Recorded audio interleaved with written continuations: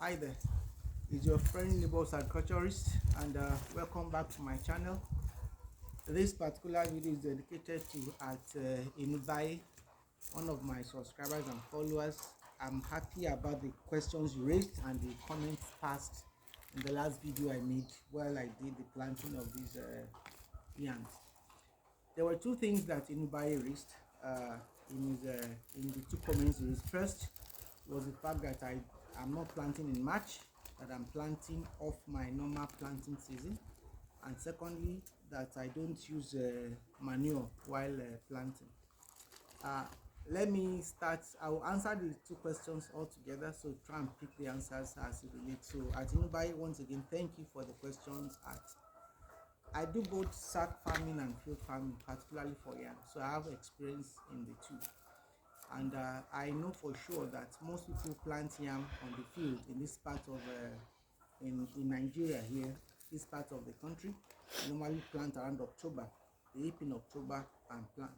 Now the catch is that if you are planting on the field at that particular point in time, that is a dry season, it's commencement. So all through November, December, January, February is dry season until about March, when the seed yam break dormancy and they start to sprout. So if you are planting at that time on the field and you do not put the seed yam deep enough in the heap, it's going to burn out.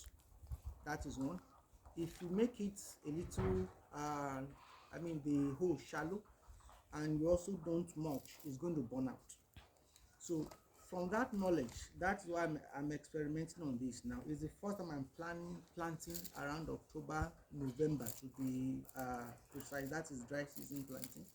I think it was November, December that this was done. Now I harvested this one in October. So the normally while I plant in March, I harvest about October, November. After harvesting, I let the soil fallow till the following year March, when I use it again and replant. So the period of fallowing also allows soil to rest and probably sprout some leaves and gain some other nutrients back before I reuse it. But because of this one, there was no time to fallow.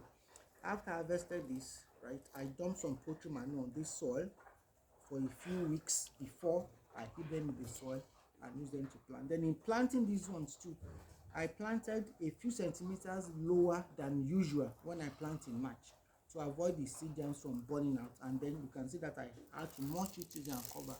I'm super excited to see how this will come out actually.